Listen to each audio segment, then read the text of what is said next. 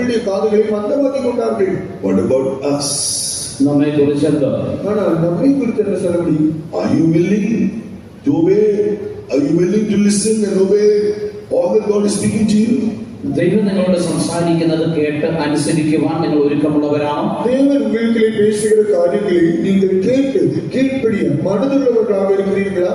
Are you willing to listen? All will say yes, hallelujah. All will say hallelujah. അവൻ പറയുന്നതെല്ലാം കേട്ട് If I say those who are willing to listen, say hallelujah. All will say hallelujah. അവൻ പറയുന്നതെല്ലാം കേട്ട് അനുസരിക്കാൻ ഒരുക്കമുള്ളവർ hallelujah പറയുവാൻ ഞാൻ പറഞ്ഞാൽ എല്ലാവരും ചേർന്ന് ഹല്ലേലൂയ പറയും. கேட்க மனப்பூர்வமுள்ளவர்கள் ஹல்லேலூயா சொல்ல சொன்னால் நீங்கள் எல்லாரும் ஹல்லேலூயா சொல்லி விடுவீர்கள். No. Are you willing to listen and do everything what the Lord is speaking to you? എന്നാൽ അങ്ങനെയല്ല, ദൈവം നിങ്ങളോട് സംസാരിക്കുന്നത് മുഴുവൻ കേട്ട് അത് അനുസരിക്കുവാൻ നിങ്ങൾ ഒരുക്കമുള്ളവരാണോ? ஆனால் அப்படியே தேவன் உங்களிடத்திலே பேசுகிற காரியங்களை நன்றாய் கேட்டு அதன்படி செய்ய நீங்கள் மனதாய் இருக்கிறீர்களோ? Not only Haroshet means deafness, Haroshet also means silence. ഹരസ്വത് എന്ന പദത്തിന്റെ അർത്ഥം ചെകിട് എന്ന് മാത്രമല്ല നിശബ്ദത എന്നുമുണ്ട്. അതിനാൽ ഹരസ്വത്ത് എന്ന് പറഞ്ഞാൽ കാതുബന്ധമായി ഇരുப்பது மட்டுമല്ല മൗനം എന്ന ശബ്ദമില്ലാതെ വരണം. You hear the word of God, confess it with your mouth. നിങ്ങൾ ദൈവവചനം കേൾക്കുമ്പോൾ നിങ്ങളുടെ വാവുകൊണ്ട് അത് ഏറ്റുപറയണം. നിങ്ങൾ ദൈവത്തിന്റെ വാർത്തയെ കേട്ട് നിങ്ങൾ ഉദരങ്ങളിനാലെ നിങ്ങൾ അറിക്കை செய்ய வேண்டும். That's one way of meditation. അതൊരു വിധത്തിലുള്ള ധ്യാനമാണ്. അത് ഒരു വിധമാണ് ധ്യാനത്തിന്റെ. Last night when you meditate, I don't know, I wrote down the notes. I checked my notes twice or thrice. When you meditate, you will get a revelation. When you get a revelation, you will get an anointing. ഇന്നലെ നാം കേട്ടതുപോലെ ഞാൻ കേട്ടതെല്ലാം മുഴുവനും ഞാൻ എഴുതിയെടുക്കുകയുണ്ടായി. നാം അത് ധ്യാനിക്കുമ്പോൾ നമുക്കൊരു അഭിഷേകമുണ്ട്, ഒരു വെളിപ്പാടുണ്ടാവും. ആ വെളിപ്പാടുണ്ടാകുമ്പോൾ നമുക്കൊരു അഭിഷേകം ലഭിക്കും. നാം ധ്യാനിക്കുന്ന വിഷയങ്ങളെ കുറിച്ച് ഞാൻ അതെല്ലാവർക്കും എഴുതി വെച്ചിരിக்கிறேன். നാം അത് ധ്യാനിക്കുമ്പോൾ നമുക്കൊരു വെളിപ്പെടുത്തൽ கிடைக்கும். വെളിപ്പെടുത്തൽ கிடைക്കുമ്പോൾ നമുക്കൊരു അഭിഷേകം ഉണ്ടാകും. You won't be silent, Pastor. Everybody fill in the Spirit. He doesn't need to say that. You will get a mighty anointing. അപ്പോൾ നിങ്ങൾക്ക് മൗനമായിരിക്കുവാൻ സാധിക്കുകയില്ല. നിങ്ങൾ ഉണർത്തുന്ന പാസ്റ്റർ നിങ്ങൾ എല്ലാവരും ആത്മാവിൽ നിറയും എന്ന് പറയേണ്ട ആവശ്യം തന്നെയില്ല. നിങ്ങൾക്ക് എല്ലാവർക്കും ഒരു ശക്തിയുടെ അഭിഷേകം ഉണ്ടാകുവാൻ ഇടയാകും. അപ്പോൾ നിങ്ങൾ മൗനமாக இருக்க மாட்டீர்கள். பாஸ்டர்களை பார்த்து எல்லாரும் ஆவியை நிரம்ப வேண்டும் என்று சொல்ல தேவையே வராது. நீங்கள் எல்லாரும் நன்றாக ஆவியை நிரம்பி அந்நிய பாஷை பேசுவீர்கள். So God must make us willing to listen, to have ears to hear, and not to be silent, to meditate, have the revelation, and the anointing shall be praised God. ദൈവം നമ്മെ മനസ്സ് ഒരുക്കമുള്ളവരാക്കി മാറ്റേണ്ടതിന് കേൾക്കുക മാത്രമല്ല അത് അനുസരിക്കേണ്ടതിന് അത് ധ്യാനിച്ച് അത് ഏറ്റുപറയുവാൻ ആ ദൈവം നമുക്ക് കൃപ നൽകണം. അതിനായിട്ട് നാം ചേർന്ന് സ്തോത്രം ചെയ്യാം. നാം அதை கேட்டு நாம் அதை தியானித்து அது நிமித்தமாக வெளிப்படுத்தலை பெற்று நாம் அபிஷேகம் உள்ளவர்களாக மாறுபடியாக நாம் யாவரும் சேர்ந்து ஸ்தோத்திரம் பண்ணுவோம். നാം അത് ധ്യാനിച്ച് ഒരു വെളിപ്പാട് പ്രാപിച്ച് അതിൽ നിന്ന് ഒരു അഭിഷേകം ഉണ്ടാകുവാൻ ദൈവം നമുക്ക് ഇടയാകേണ്ടതിനായി സ്തോത്രം ചെയ്യാം.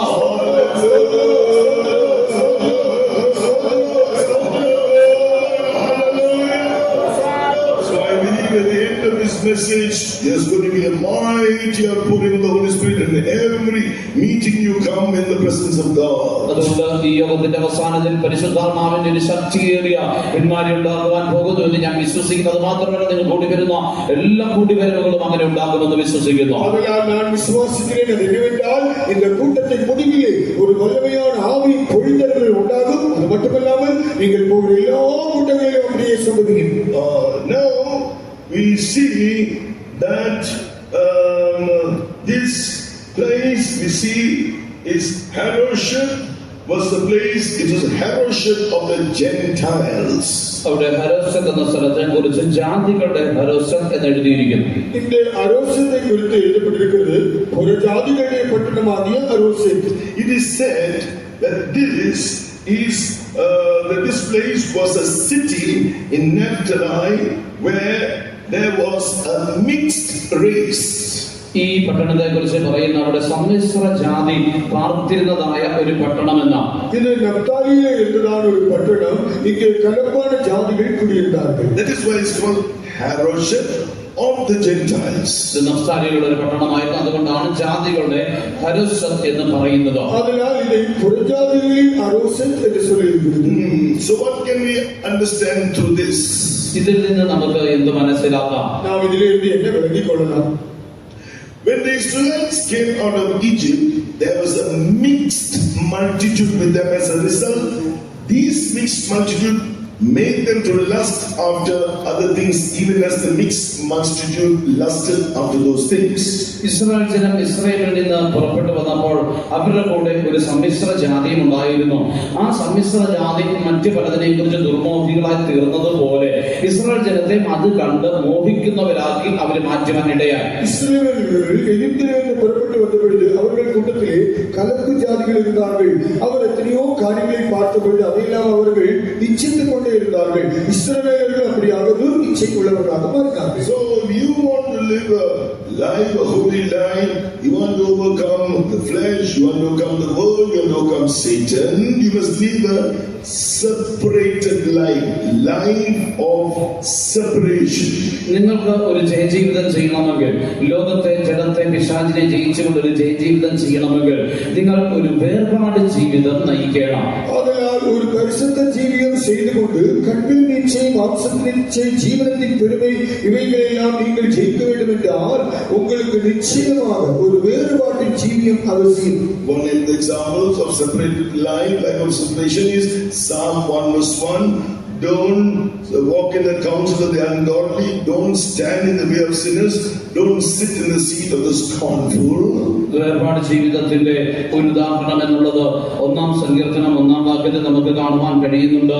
ദുഷ്ടന്മാരുടെ ആലോചന പ്രകാരം നടക്കരുത്, പാപികളുടെ വഴിയിൽ നിൽക്കരുത്, പരിഹാസികളുടെ ഇരിപ്പിടത്തിൽ ഇരിക്കരുത്. வேறுபாட்டின் ஜீவியத்தின் ஒரு உதாரணத்தை நாம் 1-ாம் சங்கீதம் 1-ாம் வசனத்திலே காண்கிறோம். துன்மார்க்கருடைய ஆலோசனையில் நடவாமலும், பாவிகளுடைய வழியிலே நில்லாமலும், பரியாசக்காரர் உட்காரும் இடத்தில் உட்காராமலும்.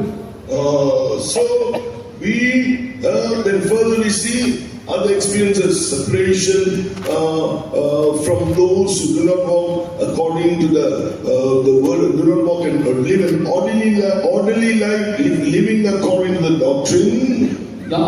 വീണ്ടും വേർപാട് ജീവിതത്തെ കുറിച്ച് ആ those who live a disorderly life live separated from them. ഉപദേശം അനുസരിച്ച് ജീവിക്കാതെ നടക്കുന്നവരിൽ നിന്നും അങ്ങനെയുള്ളവരിൽ നിന്നും ഒരു വേർപാട് ജീവിതത്തെ നമ്മൾ സൂക്ഷിക്കണം. தொடர்ந்து வேறுபாடு ஜீவியத்தின் அனுபவத்தை சொல்லும் பொழுது எங்களுடைய கட்டதான பிரமாணங்களுக்கு கீழ்ப்படியாமல் ஒழுக்கட்டதான ஜீவியம் செய்கிறவர்களை விட்டு நீங்கள் விலகிக் கொள்ள வேண்டும். அப்படிப்பட்டதான ஒரு வேறுபாட்டு ஜீவியம் செய்ய வேண்டும். Then live a life from those who are having perverse doctrines. വക്രതയുള്ള ഉപദേശമുള്ളവരിൽ നിന്നും നിങ്ങൾ വേർപെട്ടിരിക്കണം. மாறுபாடான உபதேசங்கள் உள்ளவர்களை விட்டும் நாம் விலகி வேறுபாட்டின் ஜீவியம் செய்ய வேண்டும்.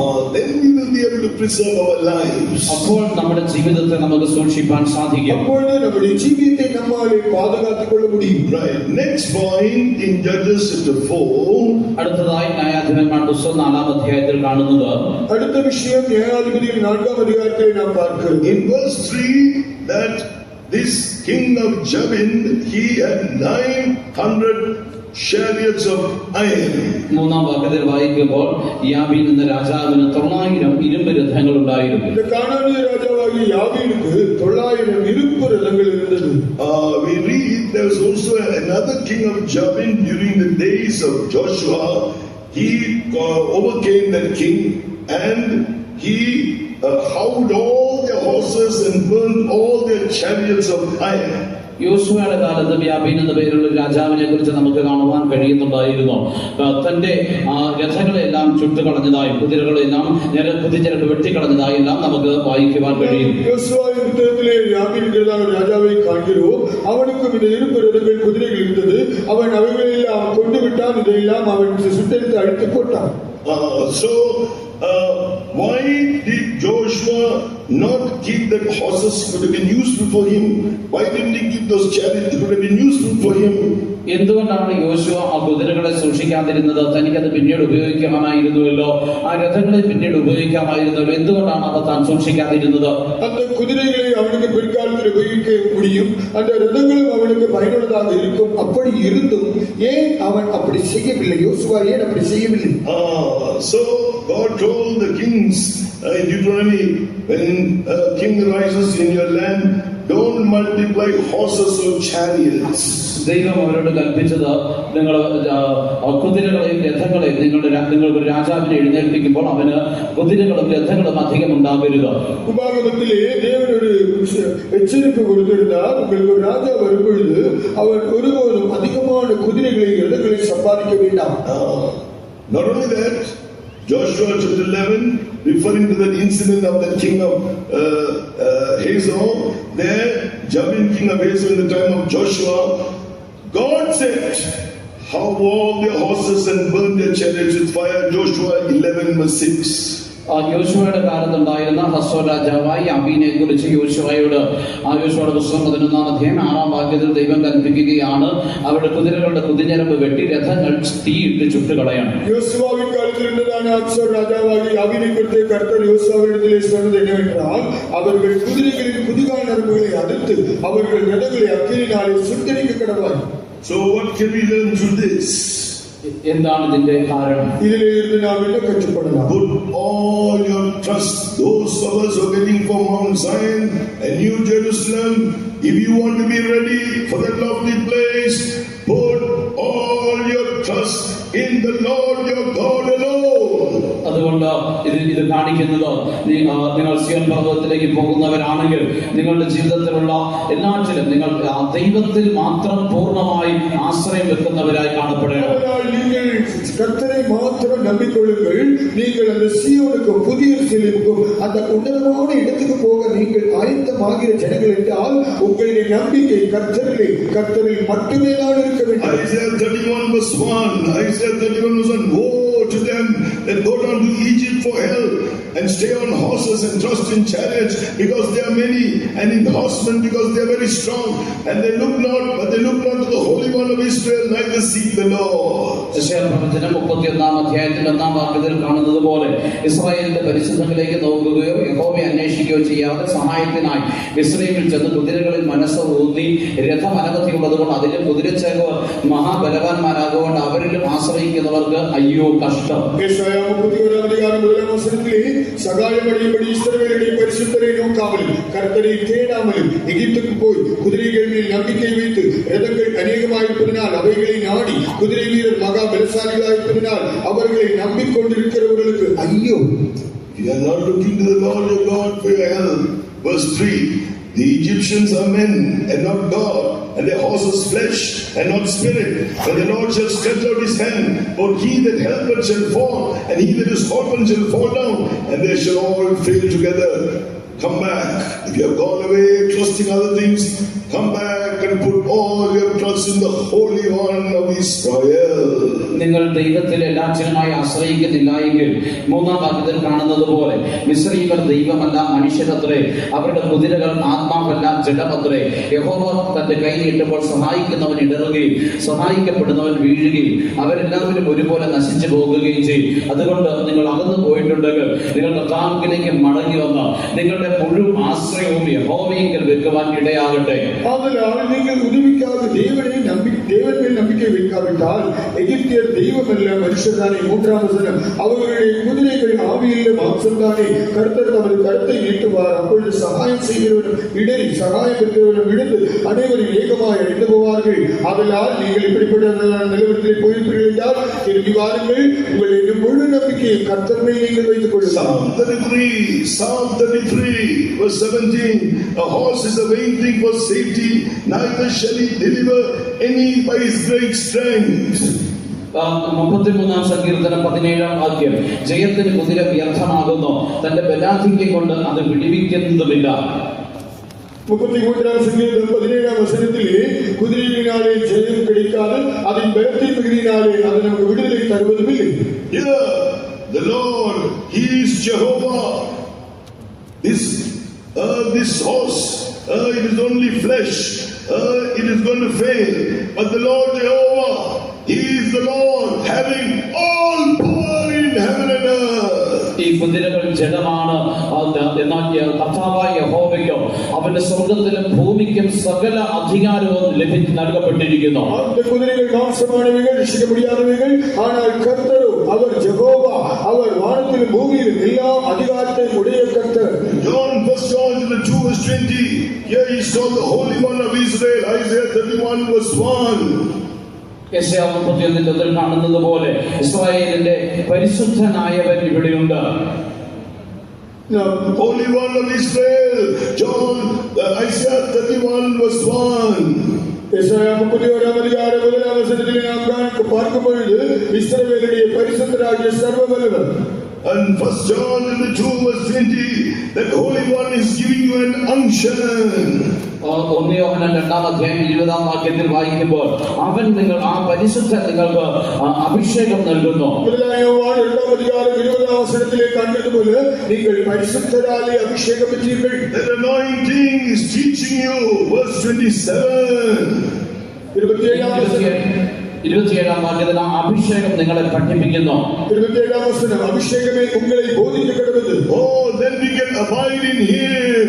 അപ്പോൾ നമുക്ക് അവനിൽ വസിക്കുവാൻ കഴിയും. അപ്പോൾ നാം അവനുള്ളിൽ നിലനിൽക്കാൻ முடியும். How can we be strong? എങ്ങനെ നമുക്ക് ബലം പ്രാപിക്കാം? എപ്പോഴാണ് നിങ്ങൾ ബലശാലികളാകാൻ முடியும்? Ephesians 6:10. Finally, my brethren, be strong in the Lord, in the power of His might. എഫേസ്യലേഖനം 6:10 വാക്യത്തിൽ ഒടുവിൽ കർത്താവിലും അവന്റെ അമിതബലത്തിലും ശക്തിപ്പെടുവിൻ. എഫേസ്യർ 6:10 കடைசியாக கர்த்தரிலும் அவருடைய சத்துவத்தின் வல்லமையிலும் பலப்படுங்கள். Oh, in order for you to be strong, 1 John 2:14, let this word of God abide in you, and you can overcome the evil one.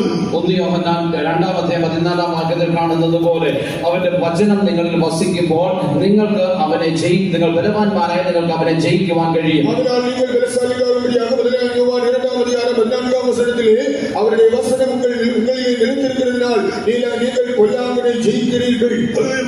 My grace is sufficient for you, my strength is made perfect in your weakness. എന്റെ കൃപ നിനക്ക് മതി, എന്റെ ശക്തിയുടെ ബലഹീനതയിൽ തികഞ്ഞു വരുന്നു എന്നവൻ അരുളി ചെയ്യുന്നു. അവരുടെയാക சொல்கிறார், என் கிருபை உனக்கு போதும், என்னுடைய பலவீனத்திலே பூரணமாய் விளங்கும். Then be filled with the power of His might. You will see Jehovah is the strong one. അതിനുശേഷം അവന്റെ ശക്തിയേറിയ ആ അഭിഷേകത്താൽ ശക്തിയാൽ നിറയുവിൻ. അപ്പോൾ ആ യഹോവ സൈന്യങ്ങളുടെ പരിശുദ്ധനെ നിങ്ങൾക്ക് കാണുവാൻ കഴിയും. നിങ്ങൾ അവരുടെ ശബ്ദത്തിൽ വല്ലമയിനാലെ നിരമ്പും പൊഴുത് அந்த യഹോവ അവർ വല്ലമയുള്ളവരാக നിങ്ങൾ കാണ முடியும். ആ യഹോവയെ നിങ്ങൾക്ക് ബലവാനെന്ന് അനുഭവിക്കുവാൻ കഴിയും. Shall we praise God? സ്തോത്രം ചെയ്യാം. Hallelujah.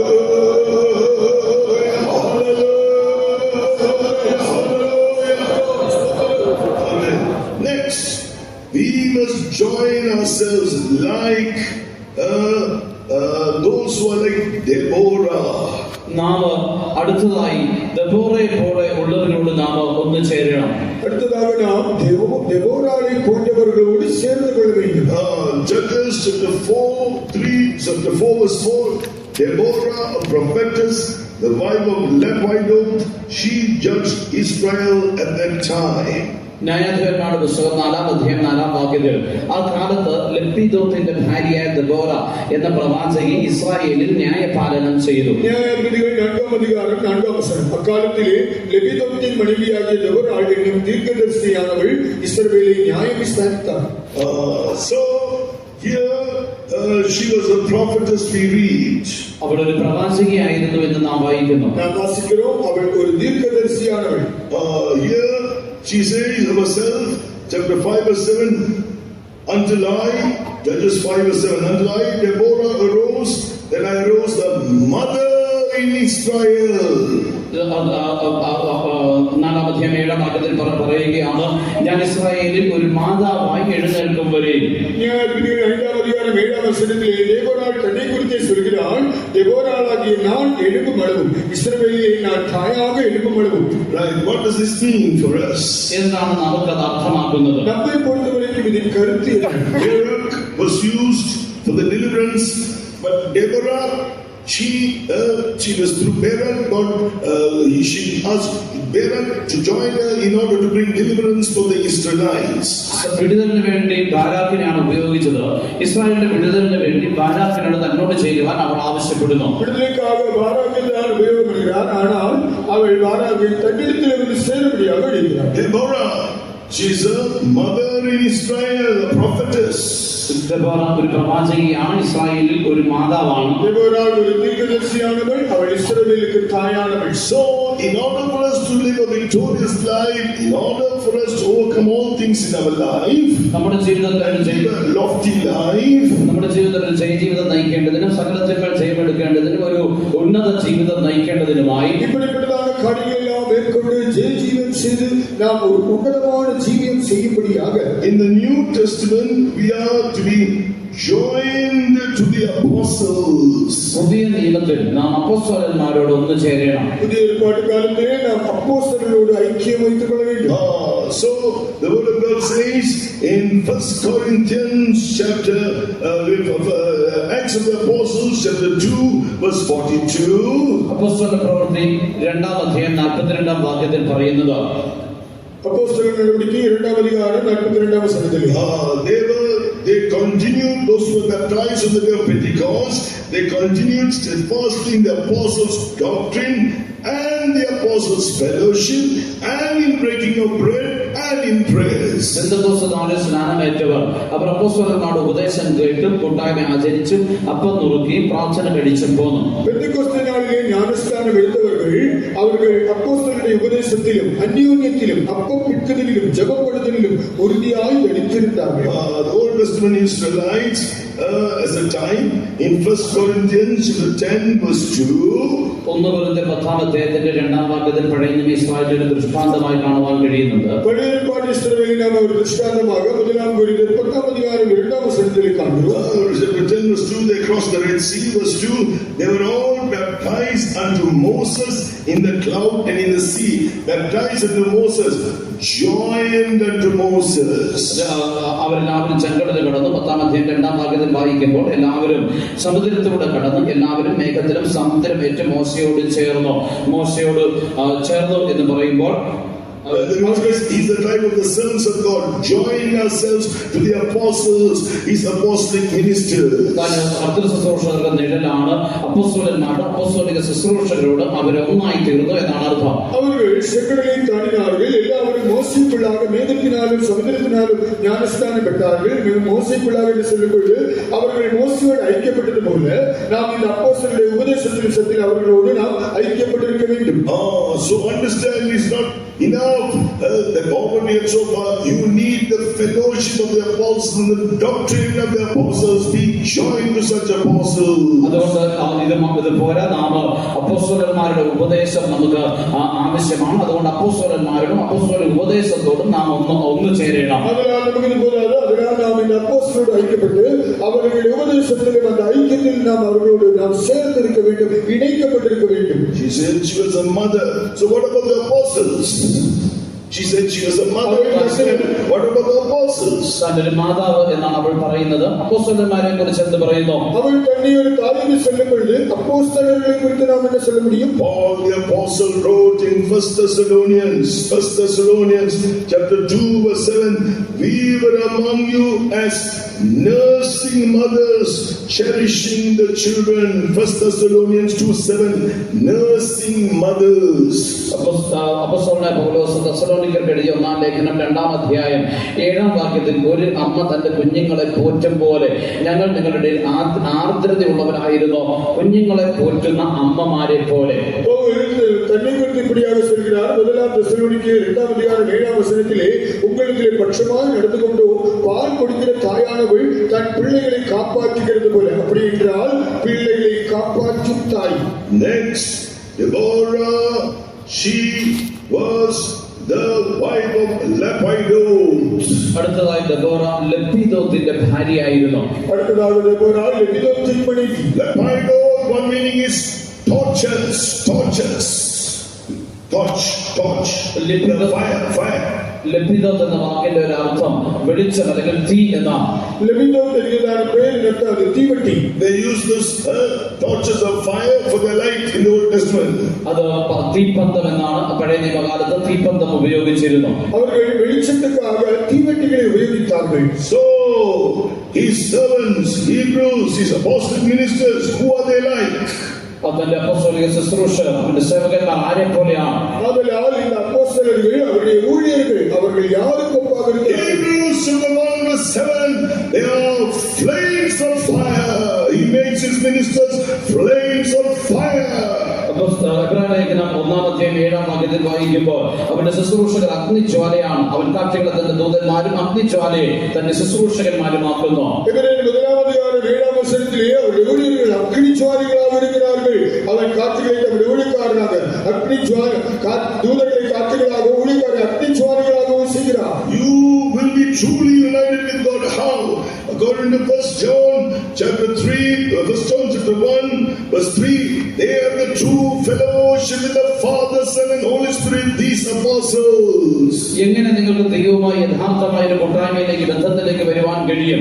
1 യോഹന്നാൻ 1-ാം വാക്യത്തിൽ കാണുന്നത് പോലെ അവന്റെ അപ്പോസ്തലന്മാരാണ് യഥാർത്ഥമായി ദൈവത്തോട് പിതാവിനോടും അവന്റെ പുത്രനോടും യഥാർത്ഥമായി കൂട്ടായ്മയുള്ളവർ. അതിനാൽ നിങ്ങൾ எப்படி தேவனிடத்திலே ஒரு சரியான ஐக்கியத்திலே வர முடியும்? அப்போஸ்தலரோடு நீங்கள் ஐக்கியமுள்ளவர்களாக இருக்கும்போது அப்போஸ்தலர்களை குறித்து நாம் காண்கிறோம், எங்களுடைய ஐக்கியம் பிதாவோடும் அவருடைய குமாரனாகிய இயேசு கிறிஸ்துவோடும் இருக்கிறது. This we declare to you.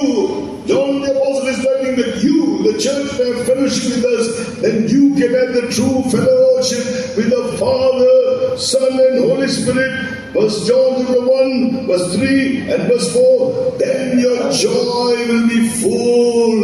അപ്പോസ്തലനായ യോഹന്നാൻ താൻ സഭയ്ക്ക് ലേഖനം എഴുതുമ്പോൾ പറയുകയാണ്, നിങ്ങൾക്ക് ദൈവത്തോട് ശരിയായ വിധത്തിൽ കൂട്ടായ്മ ഉണ്ടാകേണ്ടതിന് ഞങ്ങളോട് നിങ്ങൾക്ക് കൂട്ടായ്മ ഉണ്ടാകണം. കാരണം ഞങ്ങളുടെ കൂട്ടായ്മ പിതാവിനോടും അവന്റെ പുത്രനായ യേശുക്രിസ്തുവിനോടും ആകും. അതിനുശേഷം 4-ാം വാക്യത്തിൽ പറയുകയാണ്, അവിടെ സന്തോഷം പൂർണ്ണമാകുവാൻ ഞങ്ങൾ ഇത് നിങ്ങൾക്ക് എഴുതുന്നു.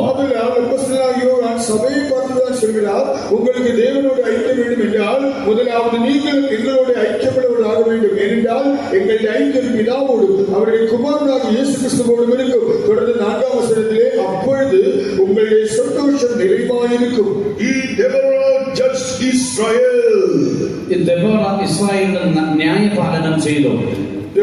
இஸ்ரவேலுக்கு நியாயம் விசாரித்தார். What is the duty of this New Testament apostolic servants, ministers? എന്താണ് ഈ പുതിയ നിയമത്തിലെ അപ്പോസ്തലിക ശുശ്രൂഷകരുടെ ഉത്തരവാദിത്വം? പുതിയ ഏർപ്പാട്ടിലെ അപ്പോസ്തല ഊഴിയക്കാരുടെ കടമ என்ன? In the Old Testament, the Levites were a shadow of and the priests were a shadow of these New Testament ministers. These apostolic ministers, we read in Deuteronomy chapter 33. ഈ പഴയ നിയമകാലത്ത് പുരോഹിതന്മാർ ഈ അപ്പോസ്തലിക ശുശ്രൂഷകർക്ക് ഒരു ദൃഷ്ടാന്തമെന്ന് നമുക്ക് കാണുവാൻ കഴിയുന്നുണ്ട്. ആവർത്തന പുസ്തകം 33-ാം അധ്യായത്തിൽ അതിനെക്കുറിച്ച് നാം വായിക്കുന്നത്. പഴയ ഏർപ്പാട്ടിൽ ലേവ്യர்கள் പുതിയ ഏർപ്പാട്ടിൽ അപ്പോസ്തല ഊഴിയர்களுக்கு நிழலும் ദൃഷ്ടാന്തവുமாக இருக்கிறார்கள். അതിനാൽ உபாகமம் 33-ാം அதிகாரத்திலே நாம் பார்க்கிறோம். They will teach Jacob chapter 33, Deuteronomy 33 verse 10, they will teach Jacob their judgments in Israel their law. You will not only be taught the doctrines, also to do the perfect will of God. You will be taught His judgments. 33-ാം അധ്യായം 10-ാം വാക്യത്തിൽ വായിക്കുമ്പോൾ അവർ യാക്കോബിന് നിന്റെ വിധികളും ഇസ്രായേലിന്റെ ന്യായപ്രമാണവും ഉപദേശിക്കും. നിങ്ങൾ അവന്റെ കൽപ്പനകൾ പൂർണ്ണമായി പ്രമാണിക്കേണ്ടതിന് നിങ്ങളെ അവന്റെ കൽപ്പനകളും വിധികളും അവർ പ്രമാണിക്കുമാറാകും, പഠിപ്പിക്കും. And you will know to do the perfect will of God. അപ്പോൾ നിങ്ങൾക്ക് ദൈവത്തിന്റെ ഇഷ്ടം പൂർണ്ണമായി ചെയ്യുവാനും സാധിക്കും. உபாகமம் 33-ாம் அதிகாரம் 10-ாம் வசனத்திலே அவர்கள் யாக்கோபுக்கு உம்முடைய நியாயங்களையும் இஸ்ரவேலுக்கு உம்முடைய பிரமாணங்களையும் போதிப்பார்கள். அப்படிப்பட்டதான அந்த கட்டளையை நீங்கள் கீழ்ப்படிப்பது நீங்கள் தேவனுடைய நிறைவான சம்பூர்ணமான சித்தத்தை விளங்கிக் கொள்வீர்கள். Where was Deborah dwelling? Judges 4:5 under the palm tree. So what does it speak of? That the word of God says the righteous shall flourish as a palm tree by taking heed to the word of God. Through taught by such servants of God, you can grow as the righteous. എവിടെയാണ് Deborah വസിച്ചിരുന്നത്? അവിടെ ഈന്തപ്പനയുടെ കീഴിൽ പാർത്തിരുന്നു. ദൈവവചനം പറയുന്നത് നീതിമാൻ പന പോലെ താഴേക്ക് പുഷ്ടി പ്രാപിക്കുമെന്നാണ്. ഈ അപ്പോസ്തലന്മാർ പഠിപ്പിക്കുന്നതായ ഉപദേശങ്ങളും സത്യങ്ങളും അനുസരിച്ചുകൊണ്ട് നിങ്ങൾക്ക് ഇപ്രകാരം പുഷ്ടി പ്രാപിക്കുവാൻ വളരുവാൻ കഴിയും. ഒരു നീതിമാനെ പോലെ പുഷ്ടി പ്രാപിക്കുവാൻ കഴിയും.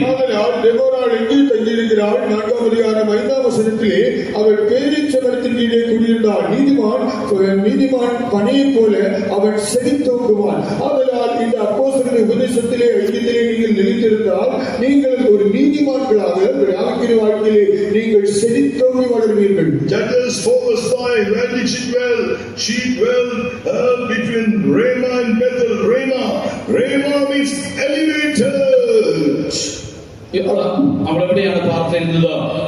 രാമയ്ക്കും ബഥേലിനും മധ്യ. രാമ എന്ന് പറഞ്ഞാൽ അതിന്റെ അർത്ഥം Elevated high. ഉയർത്തപ്പെട്ടത്.